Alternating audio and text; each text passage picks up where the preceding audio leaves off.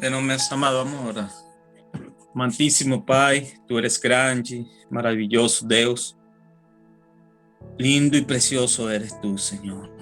Obrigado por Tu amor, por Tua misericórdia, Tua bondade, oh Senhor. Oh Pai, já que ha chegado o momento, Senhor, de escutar Tua palavra, Deus. Senhor, já Tu tienes escolhido, Senhor, o tema para o dia de hoje, em boca, Senhor, de nosso irmão que eleva a enseñanza, Deus. Eu posso pedir, Senhor, que Teu Espírito seja que direcione a ele de uma maneira maravilhosa, Deus. Que nós, Senhor, que hemos de escutar, Deus, Tu possa dar-nos a sabedoria, o entendimento, Senhor, para entender, Pai, o propósito a través da enseñanza, Deus, que tem você com nossa vida. Usa ele, Deus, de uma maneira poderosa, Pai. Em el nome de Jesus. Y todo lo que quiera, Señor, perturbar, todo lo que quiera, Señor, atrapalhar, Deus, sea quebrantado en tu nombre, Señor. Que todo pensamiento, Señor, sea cautivo a tu obediencia, en el nombre de Jesús, oh Pai. Amém. A palavra de direito que vai estar ministrando. Amém. Agradeço a oportunidade. Amém, meus irmãos. Muito bom dia a todos vocês. Queria informar os irmãos que o pastor Stanley não está presente hoje.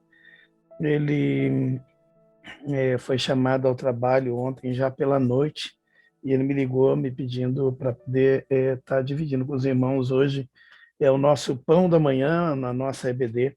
Então, eu espero que Deus possa visitá-lo no trabalho, não só ele, como o nosso diácono Leandro, que está lá também, e os demais irmãos que estão trabalhando hoje possam ser de igual forma visitados por Deus. Amém? Eu vou dividir a minha tela aqui para que a gente possa fazer um trabalho. Talvez a minha imagem desapareça, isso é excelente, até mesmo porque o texto diz que importa que eu diminua e ele cresça. Então, vocês não precisam me ver, né? Eu vou colocar o slide agora. E o nosso tema de hoje, eu quero falar um pouco com a gente hoje sobre fidelidade, tá bom? Deixa eu colocar ele aqui já de uma vez. Agora ele vem para cá e aqui. Só um momento, deixa eu ver. Não vou conseguir fazer de outro jeito. Tem que ser assim. Deixa eu ver como é que está saindo para a gente aí. Compartilhando a tela. Vamos ver se ele vai sair bem agora. Vamos colocar agora inteiro. Vamos ver? Pronto. Estão vendo aí agora, né? Deixa eu liberar a câmera aqui do reverendo, que vocês conseguem me ver, né? Deixa eu colocar o vídeo assim. Vocês vão ver. Conseguem ver aí mediante o que eu tô falando. Pronto. Amém. Bom, fidelidade, tá? Eu quero tratar sobre esse assunto com a gente hoje. E para falar de fidelidade, eu acho que é importante a gente fazer uma leitura bíblica. Eu quero trabalhar com dois textos hoje. O primeiro texto está em Deuteronômio 7:9, que diz: saibam, portanto, que o Senhor, seu Deus, o seu Deus é Deus. Ele é o Deus fiel, que mantém aliança, a bondade por 1000 gerações daqueles que o amam e guardam os seus mandamentos.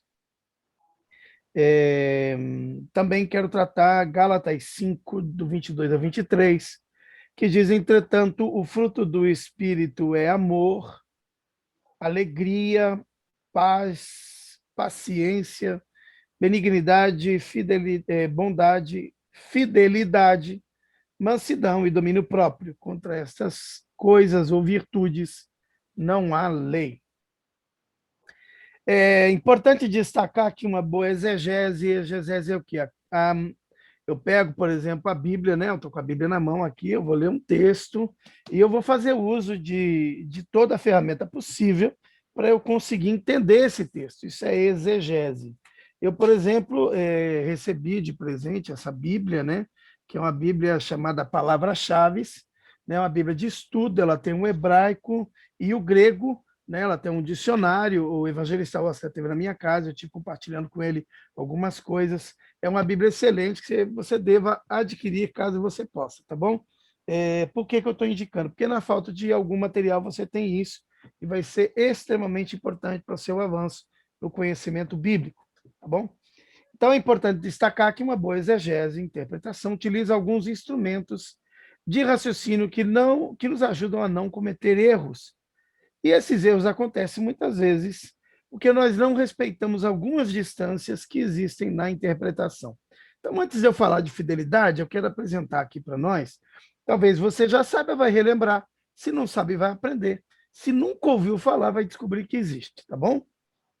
Algumas distâncias da interpretação. Por que isso? Normalmente a gente interpreta a Bíblia com aquilo que a gente sabe acerca das verdades que já são comuns para nós, né? Então eu interpreto a Bíblia diante, eu coloco a Bíblia diante das minhas opiniões, ou diante do meu raciocínio lógico, ou diante daquilo que eu estudo, e quando eu vou para a interpretação bíblica baseado nisso, eu cometo muitos erros. Primeiro, porque uma interpretação correta ela deve ser feita vazio de qualquer pressuposto humano. Eu não posso ir buscar a Deus com a expectativa humana, no sentido de que eu quero que Deus me dê uma resposta disso, disso, disso, disso, disso, e colocar Deus na parede, exigindo que ele me dê a resposta que eu estou procurando. Não.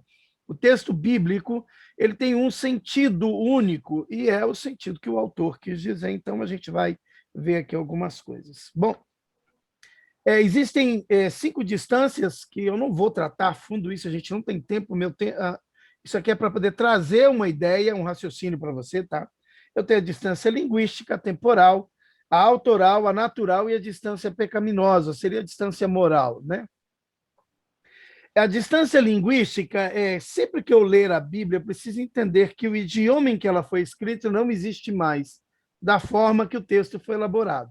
Então, não existe mais o aramaico que Jesus falava, que Moisés falava, o hebraico que eles usavam, não existe mais daquele jeito, tá? O aramaico que se usa hoje, que se tem hoje, que, se eu não me engano, são 2 tribos no mundo que falam aramaico, esse aramaico ele já é contextualizado, tá? Então ele já não existe. E o grego, da forma que Jesus falava, que os apóstolos falavam, também foi extinto.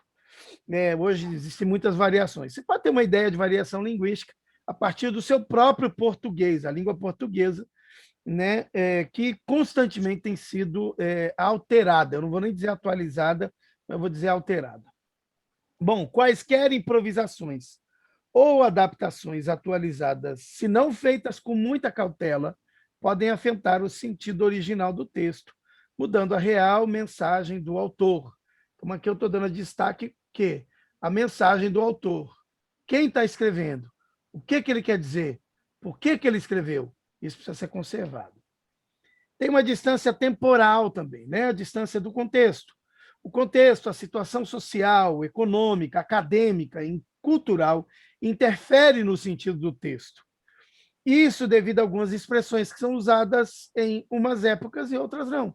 Então, tem muita coisa que você vai ler no Antigo Testamento e quando vai fazer a releitura no Novo Testamento, parece que ele foi adaptado, né? Ainda que ele não perde, isso é uma das coisas excelentes do cânon, ele não perde, mesmo escrito quando Paulo vai fazer uma citação do Antigo Testamento, quando Tiago vai fazer uma citação do Antigo Testamento, quando Mateus, Lucas vão citar o Antigo Testamento, o próprio Jesus, o texto não perde o sentido original. Tá? Então, existe uma distância temporal que é compreendida pelos escritores da Bíblia e que deve ser compreendida para nós, ainda que numa versão rasa, ainda que mínima. Eu preciso entender, quando eu estou lendo a Bíblia, ela foi escrita lá atrás. Isso significa que eu vou precisar de muitos instrumentos para alcançar a profundidade daquilo que ela quer dizer. A distância autoral. Eu não conheci Paulo, Paulo não tomou café na minha mesa. Eu não sei o que Paulo queria dizer quando ele disse, olha, um enviado de Satanás me esbofeteia o rosto. Eu não consigo entender o que Paulo queria. Aliás, consigo entender? Não, eu não sei direito o que é que Paulo queria dizer com aquilo, porque eu não estava do lado de Paulo, eu não sei o que é que Paulo vivia, eu não conhecia a realidade de Paulo. Então, eu não tenho acesso a Paulo para saber exatamente, tá bom? Exatamente. Mas eu consigo perceber, porque eu consigo acompanhar a leitura, eu consigo interpretar o sentido completo que o autor quer dizer. Então, não é perdido o sentido, mas existem coisas que eu não vou conseguir descobrir. Tá?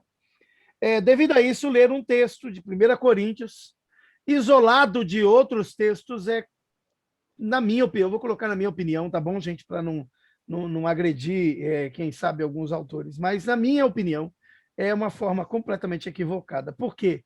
Coríntios é uma carta, eu preciso ler inteiro.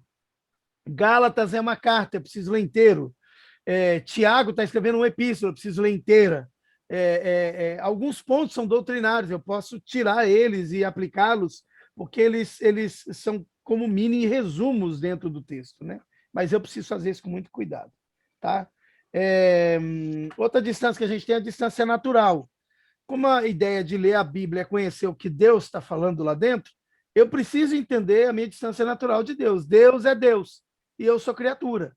Isso aqui já é inimaginavelmente uma das maiores dificuldades nossas, não como cristãos, como homens, é compreender Criador e criatura. Nós temos uma dificuldade enorme de compreender isso. Tá? Naturalmente, isso vai dar uma ideia errada de como Deus pensa, de como nós pensamos. E hoje, principalmente hoje, eu vou entrar no assunto de fidelidade, tá? Por isso que eu estou trazendo essas ferramentas para você ir pensando durante aquilo que a gente vai abordar. Muito do que se erra hoje é devido ao fato de que o homem foi colocado no centro das coisas.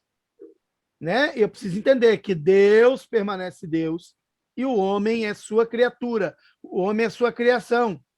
Ainda que imagem e semelhança, ainda que com alguns atributos comunicáveis aparentemente ali impressos no homem, ainda que com muitos dons, ainda que com muitas habilidades, ainda que com alguma espécie de poder ou domínio, Deus é criador e o homem é criatura. Há uma distância natural. Quando eu estou lendo a Bíblia, eu preciso entender que tem um Deus que eu não sei como ele é, eu não consigo entender a plenitude dele, regendo tudo isso, e tem eu, criatura, lendo isso, tá bom? E, fatalmente, a nossa distância pecaminosa, né? A distância moral, né? Deus é santo e eu sou pecador. Então, a mensagem da Bíblia é uma mensagem de um Deus santo para homens pecadores. É a mensagem de homens santificados ou em santificação para homens santificados ou em santificação. Tá bom? Então, essa distância pecaminosa precisa ser compreendida, porque muitas vezes a gente comete o erro de ler a Bíblia, imagina que Deus está falando alguma coisa, e isso é consequência da nossa mente que está corrompida pelo pecado que habita em nós. Tá bom? Isso daí muitas heresias no nosso meio e no meio cristão. Tá bom? Até aqui tudo bem, gente? Posso avançar? Alguém tem alguma pergunta? Bate-papo está aberto. Se você tiver alguma pergunta, escreve aí no bate-papo aí do coisa. Pega o celular na mão, já que ninguém está mostrando a cara aqui. Pega o celular na mão, tem o chat aí do aplicativo. Clica em chat e manda a pergunta que a gente vai, na medida do possível, respondendo. Essa é a sua oportunidade de fazer perguntas. Bom, vamos falar de fidelidade? Vamos ver como é que fidelidade é apresentada? Eu li lá o texto de Deuteronômio 7:9 e li o texto de Gálatas 5:22, né? Em Deuteronômio 7:9, Deus é fiel, né? Em Gálatas 5:22, o fruto do Espírito de Deus no homem também é visto na fidelidade. Eu não vou explicar agora, senão a gente perde aí o gosto para poder seguir o que a gente tem. Bom, a pergunta pela frase Deus é fiel está muito perto da gente, né? Diariamente a gente ouve isso, a gente vê isso em para-brisa de automóveis, em táxis, em ônibus, em caminhões. Eu tive a oportunidade de estar em Manila, na cidade, no bairro de San Christopher, na Filipina, e eu observei, por exemplo, naquele minúsculo momento de Filipina que eu vivi, que eles são um país 122% católico. Tudo que eu lia nas placas estava escrito God is good, Deus é bom, God is faithful, Deus é fiel, Deus Emanuel, né? Tem muita coisa disso. A gente tem muito dessa cultura, né? Judaizada no nosso meio, né? E essa frase, Deus é fiel, ela está em todo lugar. Mas como é que a gente entende fidelidade de Deus? O que a gente sabe sobre isso, né? Quantas vezes isso aparece na Bíblia? Uma versão católica, né, da Bíblia, eu peguei uma versão católica simples, tá? Que você pode, qualquer uma delas aí, vai aparecer em média, eu não vou colocar exato, em média, 54 vezes no Antigo Testamento a frase do jeito que está escrito aí, Deus é fiel. E desse mesmo jeito, 22 vezes no Novo Testamento. As outras coisas onde você vai interpretar Deus é fiel ou a fidelidade de Deus são múltiplas, elas são milhares, tá? Você não, talvez centenas, dezenas, elas vão ser múltiplas. A gente não vai perder tempo com isso, tá bom? Também no Novo Testamento também é assim, tá? Em Deuteronômio 7, o texto diz assim, ó, saibam, portanto, que o Senhor, seu Deus, é Deus. Ele é o Deus fiel. E aí ele vai explicar a fidelidade. Mantém a aliança, a bondade por 1000 gerações daqueles que o amam e guardam seus mandamentos. A maioria de nós, se fosse traduzir fidelidade, né, o que significa fidelidade para nós, e muitos de nós já cometemos esse erro, aqui está o maior pecador entre todos, nós iríamos para o dicionário Aurélio. E a gente ia pegar o significado de fidelidade, que é um substantivo feminino, que vai ter para a gente... Eu separei os dois sentidos, eu observei, tá? São os que a gente mais usa. Particularidade ou qualidade do que é fiel. Zelo, cuidado por algo, alguém. Lealdade, aí dá um exemplo, né? Fidelidade ao Papa. E por que fidelidade ao Papa? Porque o Papa foi autoridade religiosa durante muito tempo. Você negar o Papa era você negar a Deus, tá? Fidelidade política, né? Você negar o imperador era negar a Deus. Então, por isso que se usa esses termos, tá bom? Fidelidade também tem a ação de cumprir as obrigações ou compromissos que foram assumidos com uma pessoa. Ou a gente dá o exemplo da fidelidade matrimonial. Se eu paro a minha interpretação aqui e eu começo a ensinar que Deus é fiel, usando que Deus vai cumprir aquilo que ele prometeu, no sentido que ele ainda não cumpriu, que Deus vai fazer aquilo que ele tem para fazer e que eu não preciso ter medo, primeiro eu vou gerar uma expectativa na obra e não no sentido. Segundo, eu vou cometer uma coisa que a gente chama de anacronismo semântico. A palavra é horrível, você não precisa aprender essa palavra, mas precisa entender o que ela é. Anacronismo é ser fora do cronos, ou fora do tempo. É você pegar um sentido atual e colocar ele no texto antigo. Por que isso é ruim? Bom, primeiro, eu já disse a vocês que o idioma que foi escrito o Deuteronômio, ele já não existe mais do jeito que ele era. Então, toda a aplicação que eu for fazer com o texto de Deuteronômio, com o texto do Antigo Testamento, do Novo também, mas o Antigo Testamento agora em questão, precisa ser feito com muita cautela. Por quê? Porque eu posso perder a profundidade da verdade que há no texto. E num sentido atual, histórico, né, aqui, pode parecer bobo até isso que eu estou dizendo, mas ele vai desprezar e vai fazer a gente perder a beleza, a profundidade e as verdades contidas na interpretação do texto que a gente está lendo. Muito da nossa superficialidade bíblica hoje se dá porque a gente lê um texto e entende com uma mentalidade atual. E, de certa forma, isso não está errado, mas se a minha mentalidade ela não está moldada no sentido de que eu não busquei profundidade para entender as verdades bíblicas, a minha aplicação do texto pode me conduzir a uma frustração de vida, tendo em vista que muitos vão embora da igreja porque a gente diz que Deus é fiel e vai fazer o que Deus prometeu, A pessoa cria na cabeça dela que a promessa de Deus para a vida dela é uma mudança de vida. A mudança de vida não acontece, porque não é proposta de Deus mudar a vida de ninguém, é transformar a mentalidade para que a vida seja vista numa ótica bíblica. Essa pessoa que agora não prova daquilo que Deus está dando, daquilo que na ideia, na suposição atual dele, Deus deveria dar, porque Deus falou e ele vai cumprir, e a pessoa pega o tempo eterno de Deus e enxerta no tempo humano, não recebe aquilo que ela tinha como expectativa e vai embora. E não são muitos os que dormem, não são muitos os fracos e doentes no nosso meio.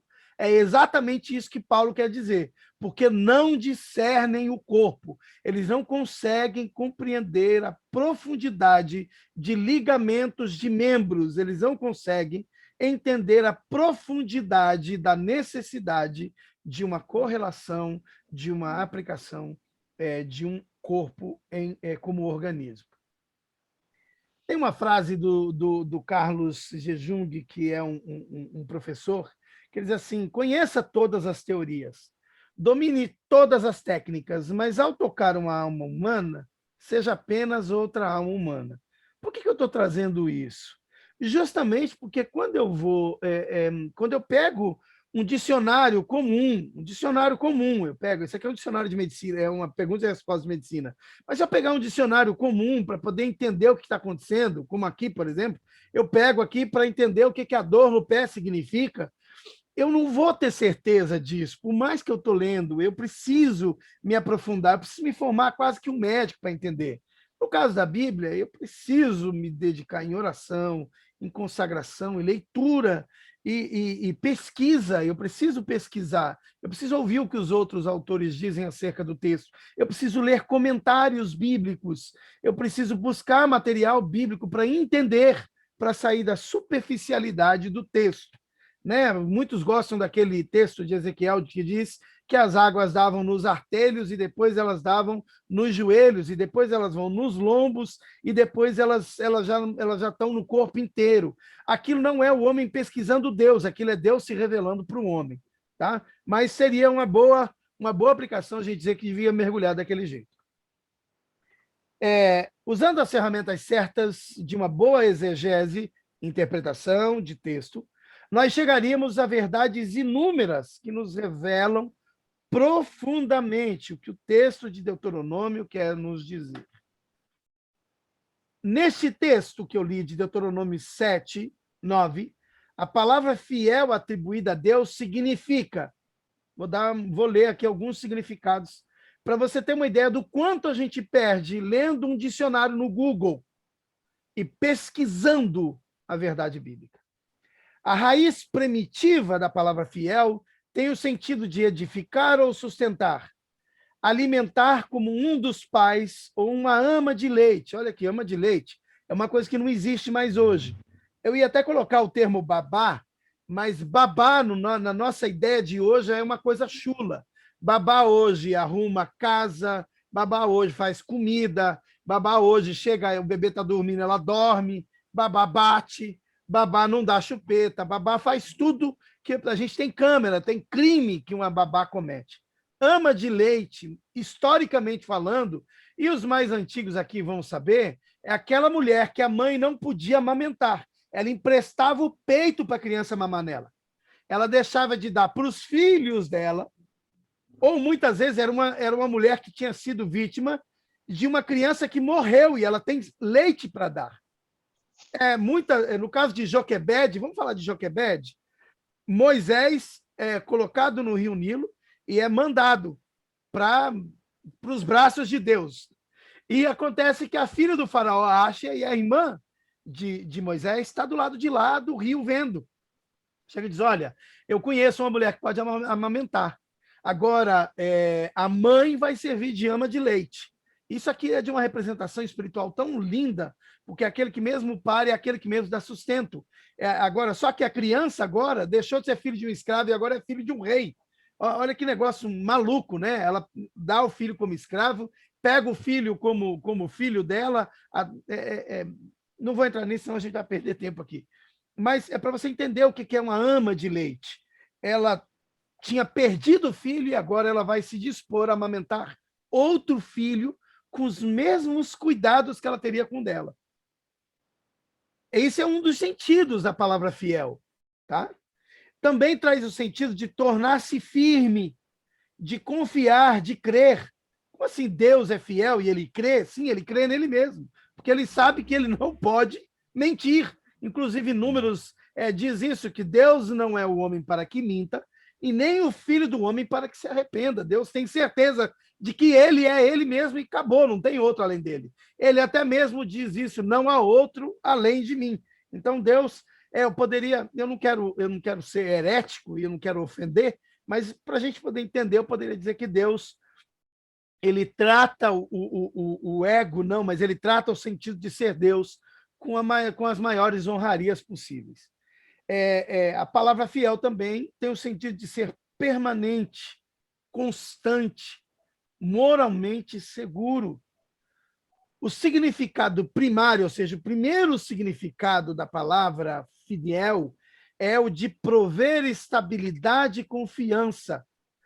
E agora, mais uma vez, o exemplo é dado. A mesma estabilidade e confiança que um bebê percebe.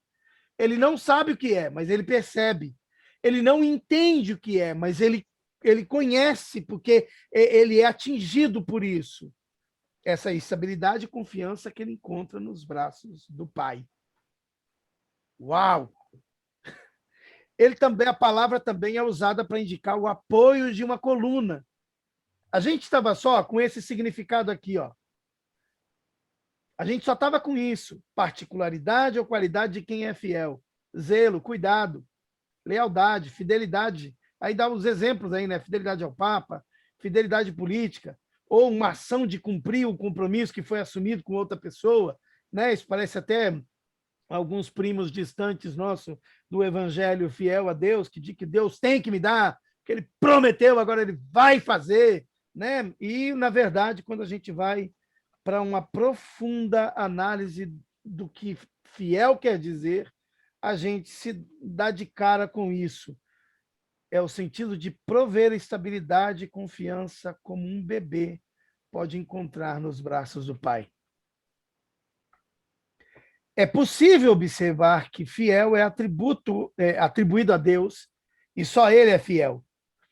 É o mesmo que entender que não há motivos e preocupações que devam tomar conta da nossa vida, pois ele é fiel. E aqui eu peguei a analogia do texto e estou colocando ele, nos segura, como bebês em seu colo.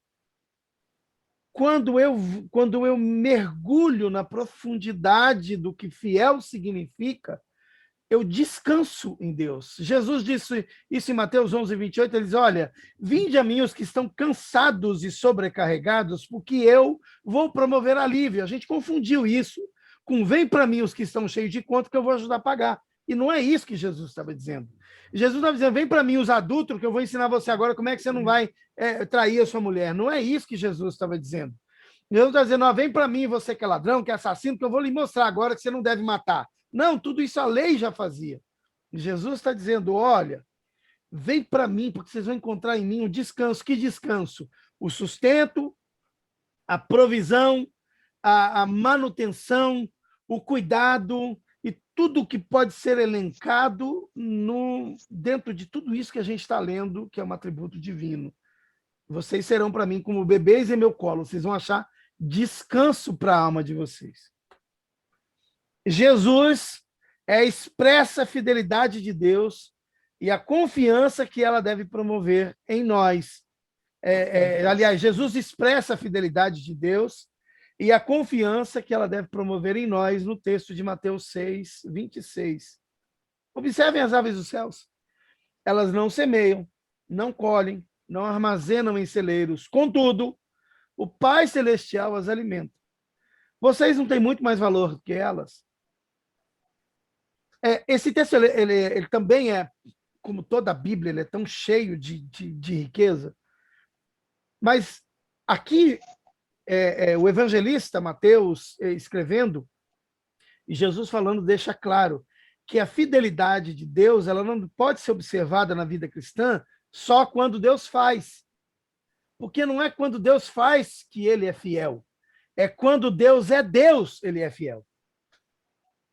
E a gente está muito acostumado a dizer, Deus, me dá, e depois, gente, eu quero dar testemunho.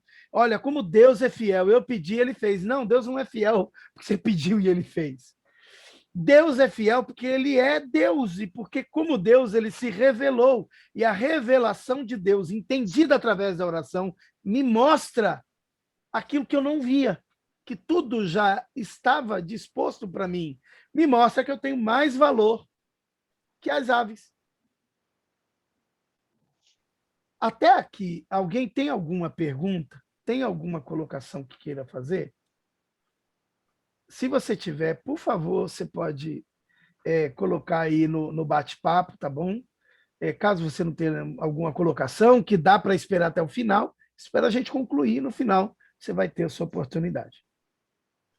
Gente, então, se nós perdemos a oportunidade de conhecer um texto mais profundamente, vamos perder também a oportunidade de ver como Deus se revela nas Escrituras. Quando eu desprezo a análise de um texto, quando eu desprezo a profundidade de um texto, eu desprezo a revelação de Deus no texto que eu estou lendo. Claro que eu estou falando de fidelidade, mas eu estou trazendo para nós hoje também a importância de uma boa interpretação. Até mesmo porque fidelidade está corrompido no nosso meio. A gente imagina, mais uma vez, eu vou falar de novo, a gente imagina que fidelidade é eu pedindo e Deus fazendo. E fidelidade não é isso. Fidelidade é um Deus comprometido com ele mesmo e com a sua palavra. A gente cantou esses dias uma canção, e tem uma canção da Estela, claro que a gente compreende a arte, né, escrita, e por isso a gente cantou essa canção, mas a gente tem algumas canções que diz que Deus é fiel a mim, né? Deus é fiel ao homem, olha, Deus é fiel a você, meu irmão. Olha, Deus é fiel, vai em paz, vai dar tudo certo. A gente precisa tomar muito cuidado com isso. Porque se a minha vida não for coerente à palavra de Deus, ou as minhas ações não forem coerentes à vontade de Deus, a fidelidade de Deus não vai me alcançar. Posso ser o melhor cara, o cara mais bem intencionado, mais cheio de Bíblia, mais crente da igreja, eu vou falhar e o meu pecado vai vir à tona. Por quê? Porque eu preciso entender que a fidelidade de Deus, que Deus ser fiel, compreende ele fazendo a vontade dele, não a minha. Tá bom? Por isso até mesmo que o Espírito Santo, quando ele vai orar por nós, quando ele vai interceder por nós com gemidos inexprimíveis, a ideia ali é que ele vai trazer na nossa mente qual é a vontade de Deus, para que a gente ore segundo a vontade de Deus, para que a vontade de Deus se cumpra na nossa vida e a gente esqueça que a nossa vontade não vai ser cumprida. Vamos dar uma olhada agora para o texto de Gálatas, para a gente entender, porque eu acho que está bem entendido o que é Deus é fiel, né? Mas que a gente entendeu bem o que é Deus é fiel. A gente não tem 2 horas de escola bíblica para poder dissertar, mas vamos falar um pouco agora do que como é que essa fidelidade ela deve refletir em nós, como é que nós espelhamos essa fidelidade. Bom, o fruto do Espírito traz muitas virtudes perceptíveis a nós. Uma das virtudes perceptíveis que eu vou extrair do texto é a fidelidade, porque nós estamos tratando de fidelidade. Mas eu posso ser claro a você que você não vai conhecer, você nunca, jamais, sendo cristão genuíno, você vai conseguir manifestar só fidelidade e não manifestar mansidão. O fruto do Espírito é a compilação dessas 7 virtudes em um comportamento. Isso é restauração de caráter, isso é expressão de caráter cristão no homem que foi alcançado pelo Evangelho. Fidelidade aqui no texto de Gálatas 5, 22, é a palavra do grego koiné, pistis. E essa palavra pistis, sem variações, aqui é fidelidade, não é Deus é fiel, tá bom? É fidelidade. Ela aparece 243 vezes no Novo Testamento, como pistis, não como variação de pistis, tá bom? Fidelidade aqui também significa fé. A gente leu lá atrás que fidelidade também tem a ideia de crer, de confiar. Inclusive, na minha Bíblia, na versão... Deixa eu ver que versão é essa daqui, porque a minha versão aqui é atualizada, corrigida, atualizada. Deixa eu ver aqui. Essa daqui é Almeida, Revista Corrigida, 4ª edição, 2009. Não aparece fidelidade como fruto, aparece fé. Então, e aqui eu vou abrir um parêntese para poder dizer algo aqui. A Bíblia, ela é inerrônea, ou seja, ela não erra. Qual Bíblia? O texto original, a mensagem original da Bíblia não erra. A tradução bíblica pode conter erros, tá bom? A tradução bíblica pode conter erros. Essa aqui, por exemplo, é uma João Ferreira de Almeida, revista e atualizada. Tem alguém com áudio aberto aí, irmão. Essa daqui é a 2ª edição. Essa aqui é de 1993. Essa aqui é a 4ª edição, que é de 2009. Então, daqui para cá, já tem atualização. Aqui diz fidelidade. Aqui diz fé. Então, neste sentido, no sentido da atualização, tá bom? Você pode encontrar alterações nas traduções, como, por exemplo, a tradução das seitas, né? A Bíblia dos Mórmons, a Bíblia do Testemunho de Jeová, né? A própria Bíblia Católica foi expurgada do nosso meio por conta dos livros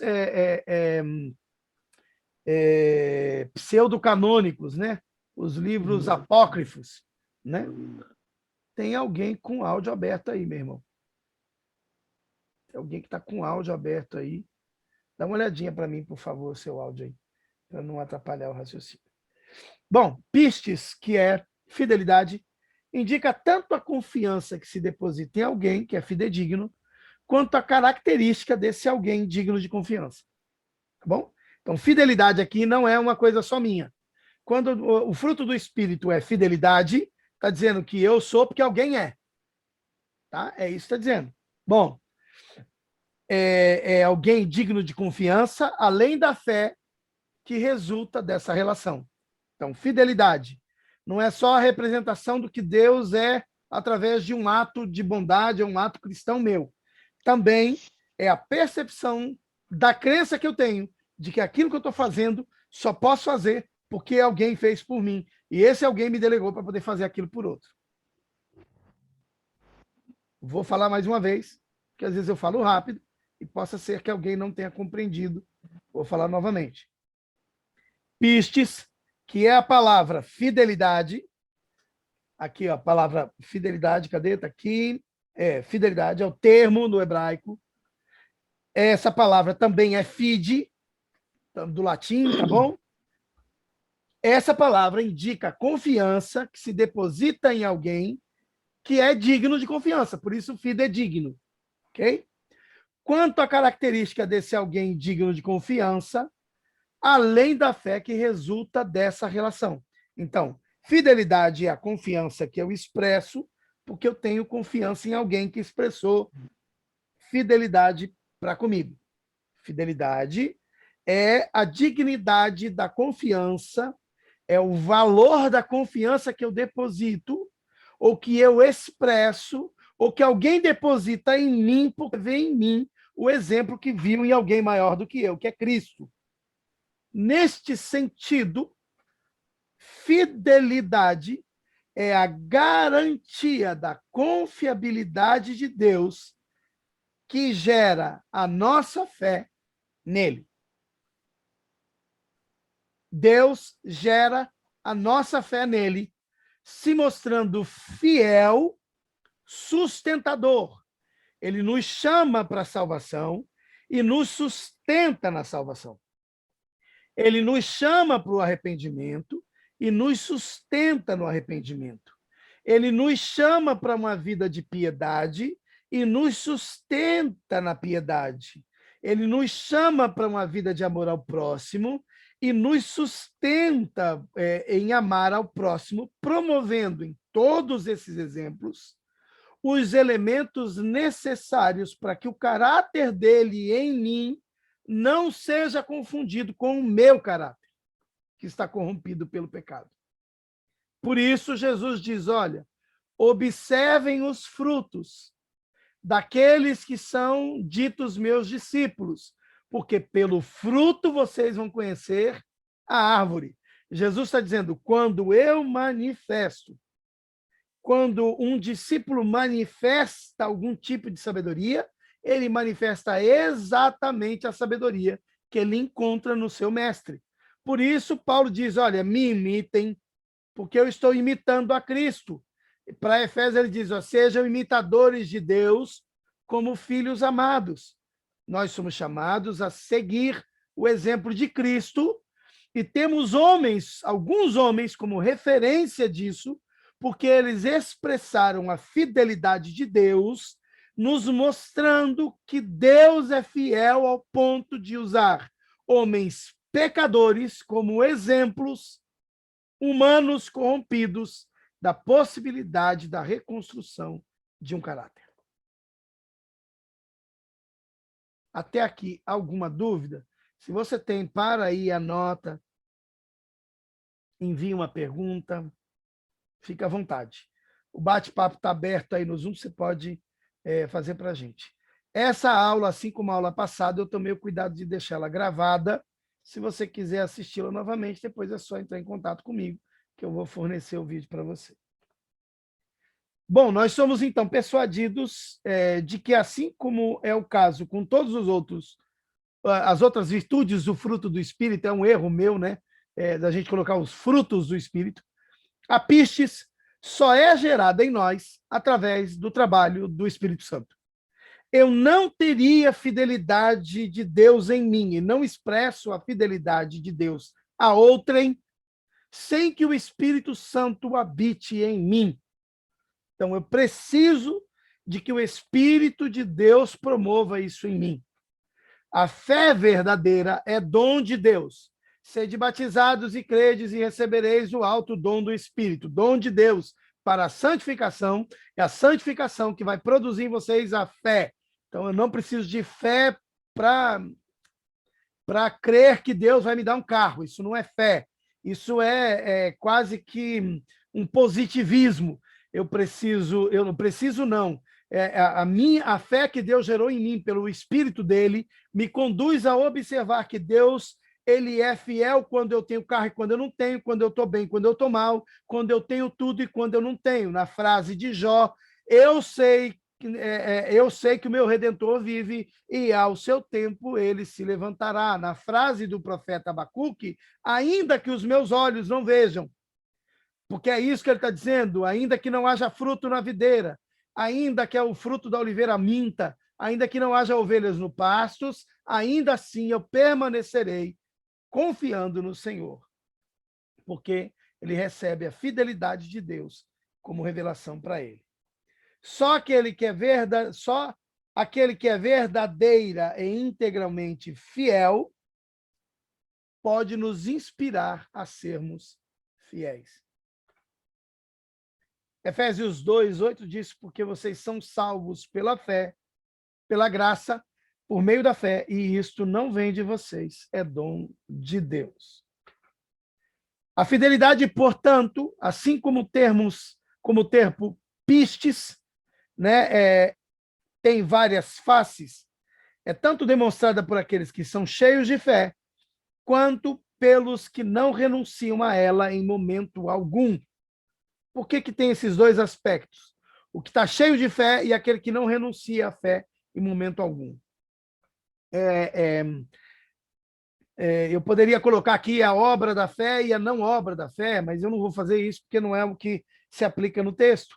Acho que está claro, vou passar para o próximo slide. A fidelidade e mesmo a fé em si é dom de Deus, mesmo sendo ordenança. Deus não depende de sermos fiéis para com ele, para que ele demonstre seu favor para conosco. Senão, ele mesmo não poderia ser esse exemplo. E aqui, né, na semana passada, eu falei sobre obediência, e Deus não precisa, o fruto da obediência ele é melhor para mim, né, do que para Deus. Ele não altera a essência de Deus quando eu sou obediente. A minha fidelidade também não altera a essência de Deus, porque ele é fiel. Então, mas eu sou fiel a Deus, então Deus é fiel a mim. Não, não, não, não, não, não, não. Ele nem tem o interesse de ser isso. Isso é um pensamento muito raso. Tá? Deus não depende da minha fidelidade para que ele seja fiel comigo, porque eu não consigo ser fiel sem que Deus seja fiel em mim. É só por isso. É o óbvio. Né? Eu estou falando isso porque tem muita gente dizendo eu sou fiel nos dízimos, então Deus me enriqueceu. Não. Você observar um princípio, plantar e colher, sim, talvez seja uma lei aí de Deus, você vai alcançar isso. Mas você não alcança a riqueza porque você é fiel nos dízimos. Deus procurou nele mesmo um meio de mostrar para você que devolvendo para ele aquilo que ele te dá, faz você perceber que existe muito mais no universo do que ter para si mesmo. Então, é dizer que, quando eu observo todas as riquezas e as possibilidades e elas me são alcançáveis, porque agora a minha mente está transformada, eu descubro que ser fiel a Deus jamais poderia ser algo meu.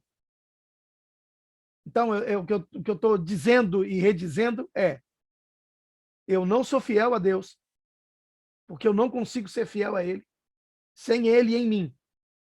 Deus em mim é a expressa fidelidade de Deus em quem eu sou.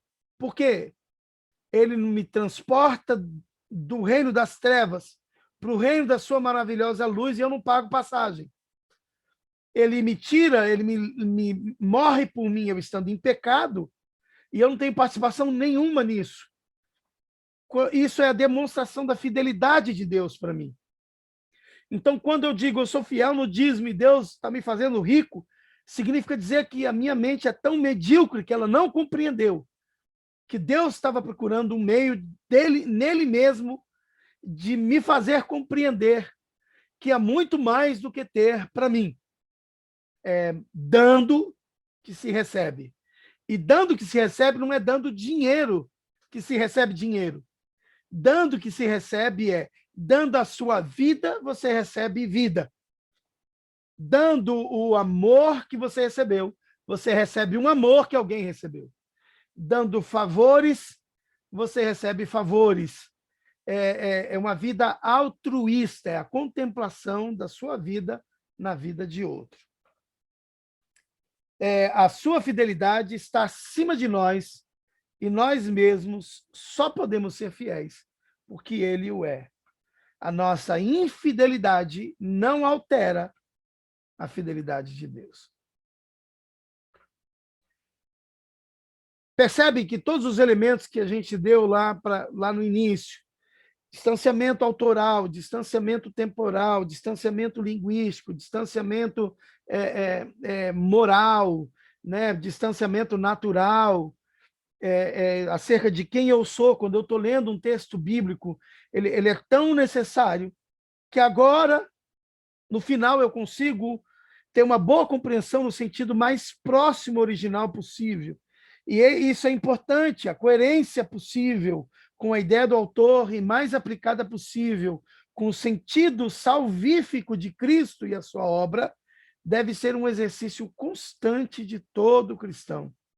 Então, não devo ler um texto e pegar ele no sentido mais superficial possível e achar que aquilo é uma aplicação justa e perfeita e plena do que Deus quer se revelar, somente porque, para mim, aquilo basta.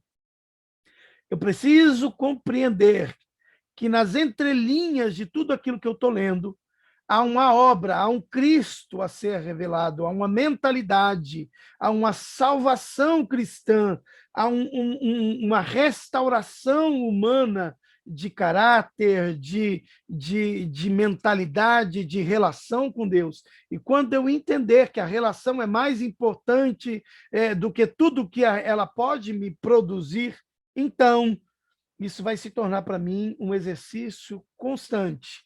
Examinai as Escrituras, porque vocês pensam ter nelas a fonte da vida eterna. Olha, fariseus, olhem para elas. Elas falam de mim, elas testificam de mim.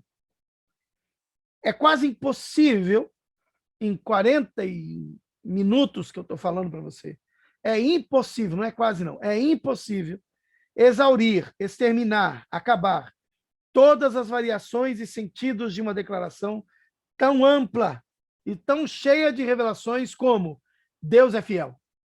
É impossível aqui, em 40 minutos, eu falar sobre Deus é fiel. Acredito que se você que está me ouvindo hoje, você que vai ouvir em algum lugar, sei lá, vai ter condição de avaliar na sua própria vida agora, não de uma maneira egoísta, não de uma maneira materialista, não de uma maneira só contextual, socioeconômica, mas de uma maneira moral, você tem condições de avaliar essa declaração de Deuteronômios 7:9. Deus é fiel. A pobreza que a gente vai ter de toda a revelação disso, ela vai ser quase que unânime por conta do pecado que habita em nós. Mas uma coisa é possível vê-la com a profundidade e simplicidade, através das lentes atentas de um coração disposto a aprender. E aqui a gente podia falar um pouco sobre a disposição de aprender, né? Eu tenho conversado com muitas pessoas esses dias, né? Não muitas, né, fora do meu contexto de vida, mas eu tenho conversado com muitas pessoas, e a gente observa a necessidade do aprendizado e a falta do compromisso, o desinteresse em aprender. A gente criou uma geração, e eu digo a gente, recebendo em mim de forma indireta o fruto daquilo que alguém colheu no passado, alguém plantou no passado, mas a gente recebe temos gerações aí que se alimentavam e registraram frases na sua mentalidade, na sua mente, e começaram a usar essas frases como teologias, né? Para que eu vou ler um texto bíblico se eu tenho ele no slide lá da igreja? A gente está perdendo até a necessidade de trazer Bíblia para o culto, né? Esses dias eu conversava com o evangelista Oscar, ele me disse, pastor, eu ando meio preocupado com isso, que o povo não quer trazer mais a Bíblia para a igreja e tal. A gente conversou bastante sobre isso, mas justamente por causa disso, eu estou acostumado a ver um texto no slide, e ali eu leio ele, acompanho o que o pregador está falando e entendi o texto. Ah, eu entendi. Não. É necessário uma vida de dedicação nas Escrituras. Eu quero pontuar isso aqui na nossa escola bíblica essa manhã, porque a escola bíblica existe para isso, né? Para trazer a responsabilidade da minha necessidade, da minha essencialidade, daquilo que me deixa vivo, de observar as Escrituras, de ler as Escrituras, de me aprofundar nela, de ter constantemente ela na minha mente. Paulo diz isso em Romanos 12:2, transformando a nossa mente para que a gente possa experimentar qual é a boa, perfeita e agradável vontade de Deus. Digna é esta palavra de confiança. Se morremos com ele também viveremos. Se perseveramos com ele, também reinaremos. Se o negarmos, ele também nos negará. E aqui a nossa infidelidade não afeta a fidelidade de Deus. Porque se somos infiéis, ele permanece fiel, porque ele não pode negar-se a si mesmo.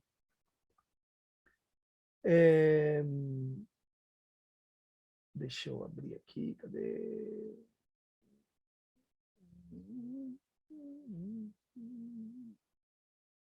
Stop sharing. Só um momento aqui, pausar. Pronto.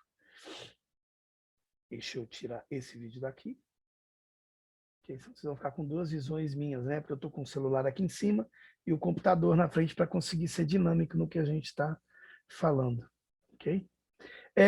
Bom, irmãos, era isso que eu queria trazer para nós essa manhã, que a gente possa meditar sobre a fidelidade de Deus, sobre aquilo que ela significa para nós, sobre aquilo que nós precisamos entender, né, sobre a leitura bíblica.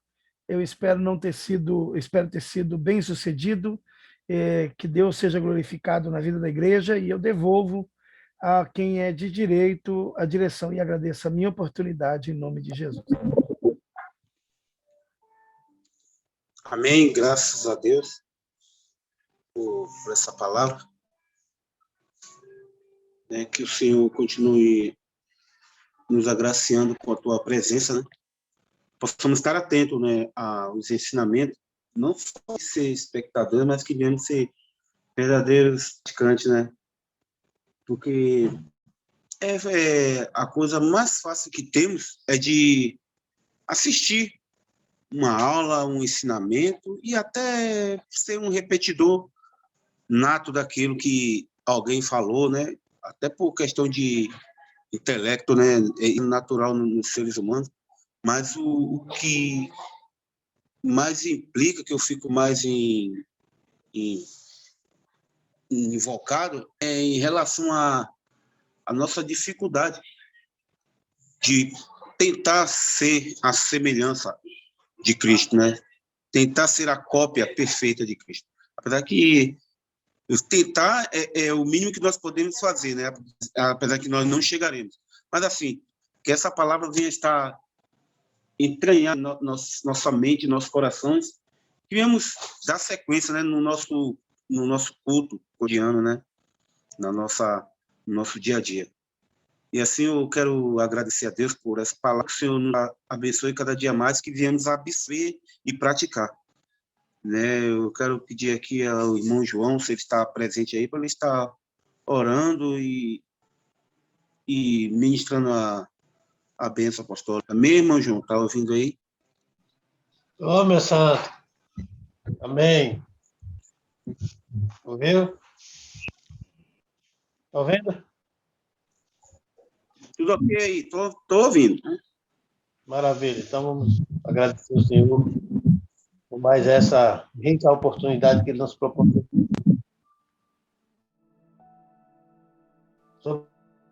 Agora nessa por mais essa oportunidade que nos proporciona de poder estarmos reunidos, Senhor, nessa live para adorar o Teu nome, para glorificar aquilo que conseguiu e sustenta as coisas. Nós te louvamos, Deus, pela vida do teu filho, o evangelista Renato, o seu poder continue a bênção dos filhos, sabedoria, para que ele possa, Senhor, fazendo palavra para orientar os teus filhos, e que ao nós ouvirmos, Senhor, possa cada dia ser gratos ao Senhor, que essa palavra possa ser aplicada nas nossas vidas e através das nossas vidas, para que outras vidas possam ser alcançadas, Senhor, pela tua palavra e através de cada um de nós. Pai, abençoe nossas vidas, perdoa os nossos falhos e continua orientando o teu povo. Isso nós te louvamos e agradecemos no nome santo do Senhor Jesus. Amém. A benção. E a graça do Senhor Jesus, o grande amor de Deus, nosso Pai, a comunhão e a consolação do Espírito Santo, agora e sempre. Que o Senhor vos abençoe. Amém.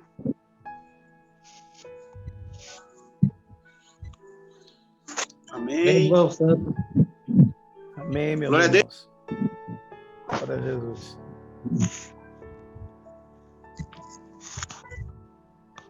Amém, meus irmãos.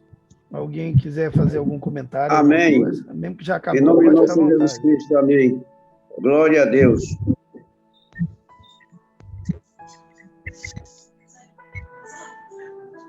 Amém, amém. Glória a Deus. Paz do Olha o Senhor. Badog aí. Aleluia. Olha o Badog. Glória a Deus. Esse Badog aí, velho. Deus. Que Deus continue te usando, meu evangelista Renato Martins, servo do Deus Altíssimo, profeta da última hora. Amém, meu pastor. Com esse evangelho antropocêntrico que se tem pregado hoje, um evangelho de interesse, um evangelho de toma lá da cá, onde as pessoas confundem a fidelidade bíblica, a fidelidade de Deus, né, com a satisfação dos seus interesses pessoais, humanos, triviais e muitas vezes vai até na contramão daquilo